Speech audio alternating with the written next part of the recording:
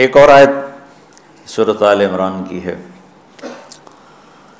یہ سارے دین کی روح ہے اور یہ دین کا مرکزی نقطہ ہے، مرکزی نقطہ۔ جیسے گاڑی ہوتی ہے نا، اس کا بیلنس کیا جاتا ہے تو پھر وہ صحیح چلتی ہے۔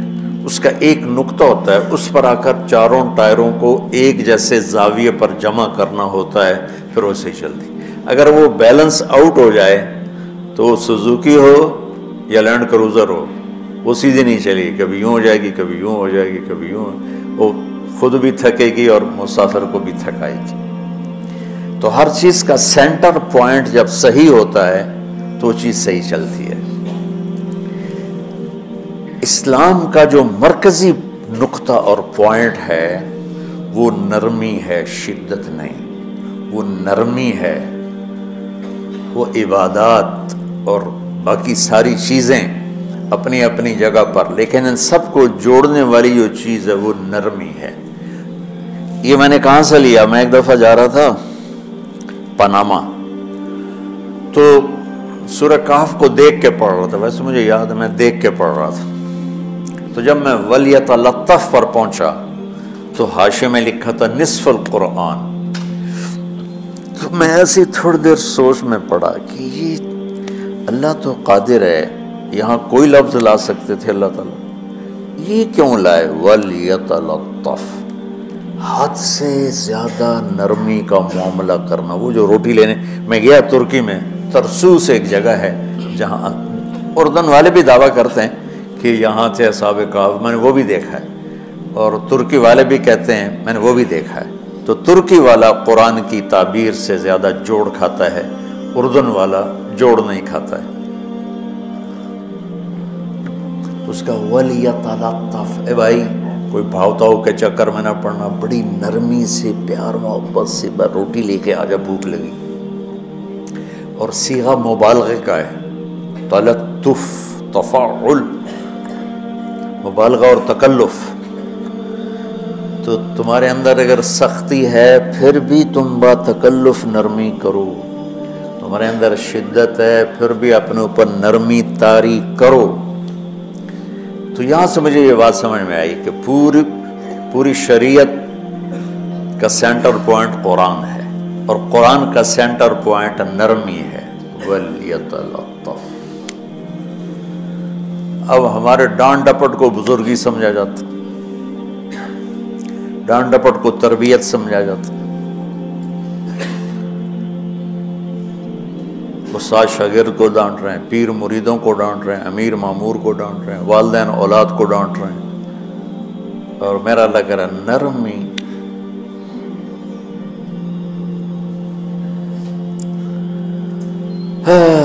اب آیت سنو، یہ بات سمجھ میں آئے گی؟ اب آیت سنو، اللہ تعالیٰ فرما رہا ہے اپنے محبوب سے، فَبِمَا رَحْمَةٍ مِّنَ اللَّهِ لِنْتَ لَهُمْ وَلَوْ كُنْتَ فَظًّا غَلِيظَ الْقَلْبِ لَانفَضُّوا مِنْ حَوْلِكَ فَاعْفُ عَنْهُمْ وَاسْتَغْفِرْ لَهُمْ وَشَاوِرْهُمْ فِي الْأَمْرِ فَإِذَا عَزَمْتَ فَتَوَكَّلْ عَلَى اللَّهِ إِنَّ اللَّهَ يُحِبُّ الْمُتَوَكِّلِينَ۔ لِنْتَ لَهُمْ بِرَحْمَةِ اللَّهِ، یہ ہونا چاہیے جو نحو کا قاعدہ ہے، فعل پہلے ہوتا ہے اس کے متعلقات بعد میں ہوتے ہیں۔ تو لِنْتَ لَهُمْ بِرَحْمَةِ اللَّهِ، آپ اللہ کی رحمت سے نرم ہو کے اپنی امت کے لیے۔ لیکن اللہ تعالیٰ نے فَبِمَا، اللہ نے اپنے نبی پر جتنے احسان قرآن میں بتلائے ہیں، أَلَمْ يَجِدْكَ يَتِيمًا فَآوَى وَوَجَدَكَ ضَالًّا فَهَدَى وَوَجَدَكَ عَائِلًا فَأَغْنَى أَلَمْ نَشْرَحْ لَكَ صَدْرَكَ وَوَضَعْنَا عَنْكَ وِزْرَكَ الَّذِي أَنقَضَ ظَهْرَكَ وَرَفَعْنَا لَكَ ذِكْرَكَ إِنَّا أَعْطَيْنَاكَ الْكَوْثَرَ هُوَ الَّذِي أَيَّدَكَ بِنَصْرِهِ وَبِالْمُؤْمِنِينَ۔ اب قرآن میں دیکھو وَكَانَ فَضْلُ اللَّهِ عَلَيْكَ كَبِيرًا، اللہ نے قرآن میں اپنے نبی پر جو احسان کیے وہ بتائے اور جتلائے کہ ہم نے آپ کے ساتھ یہ کیا، یہ کیا، یہ کیا۔ یہ احسان جیسے اللہ نے بتایا ہے نا اپنے نبی کو، یہ احسان نرمی والا جس طریقے سے بتایا اس طریقے سے کسی احسان کو ذکر نہیں کیا۔ فَبِمَا، میرے ہاتھوں کو دیکھو، ہم جب کہتے ہیں بہت بڑا، اس سے آگے تو ہمارے ہاتھ نہیں جاتے نا۔ تو میرا ایک بھتیجا تھا تو دیر سے بولا، جب وہ گاڑی پہ ہوتا تو ہم کہتے کس چیز پر آئے ہو، تو وہ یوں کرتا، اور جب وہ بس پہ آتا تو کہتا ایسے کرتا، ایسے کہ بھئی بس بڑی ہوتی ہے نا تو اس کا یوں اشارہ کرتا، اور گاڑی چھوٹی تو اس کا یوں اشارہ کرتا۔ تو فَبِمَا، یہ جو فَبِمَا رحمہ ہے نا، یہ زمین آسمان سے بھی باہر نکل گیا ہے، وہ مشرق و مغرب سے پار ہو گیا، شمال جنوب سے پار ہو گیا، فوق تحت سے پار ہو گیا ہے۔ اللہ تعالیٰ فرما رہا ہے میرے محبوب میری اتنی بڑی رحمت آپ پر آئی جس کو آپ کے رب کے سوا کوئی نہیں جانتا، اور پھر آپ نرم ہو گئے، نرم ہو گئے۔ ان اللہ لا یعطی علی الرفق ما لا یعطی علی العنف، اللہ جو نرمی پہ دیتا ہے وہ سختی پہ نہیں دیتا۔ لو کان الرفق خلقا لما رأى الناس خلقا احسن منه، نرمی کی کوئی شکل ہوتی تو اس سے حسین کائنات میں کوئی شکل نہ ہوتی، جنت کی حور سے بھی اعلیٰ شکل ہوتی۔ وَلَوْ كَانَ الْعُنْفُ خَلْقًا لَمَا رَأَى النَّاسُ خَلْقًا أَبْغَضَ مِنْهُ، اور اگر بد اخلاقی کی، سخت مزاجی کی کوئی شکل ہوتی تو وہ شیطان سے بھی زیادہ خوفناک ہوتی۔ امام اسماعیل رحمۃ اللہ علیہ بڑے علامہ گزرے ہیں اور قرآن کی بڑی خدمت کی ہے لغت کے لحاظ سے، تھے انتہائی بدصورت، کوڑا سیاہ اور حبشی ٹائپ۔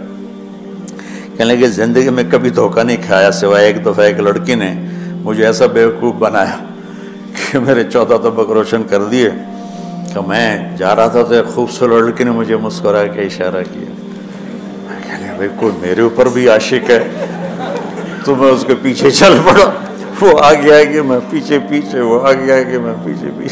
بازاروں میں چلتے چلتے ایک مصور کی دکان پہ پہنچے تو اس نے مصور سے یوں اشارہ کیا اور آگے چلی گئی۔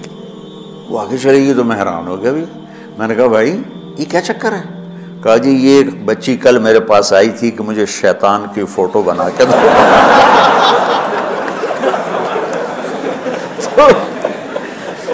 تو میں نے اس سے کہا بیٹی میں نے تو شیطان دیکھا نہیں، تو مجھے دکھا تو میں اس کا فوٹو بناؤں، تو آج تمہیں لے کر کہہ رہی تھی یہ ہوتا ہے، ایسا ہوتا ہے۔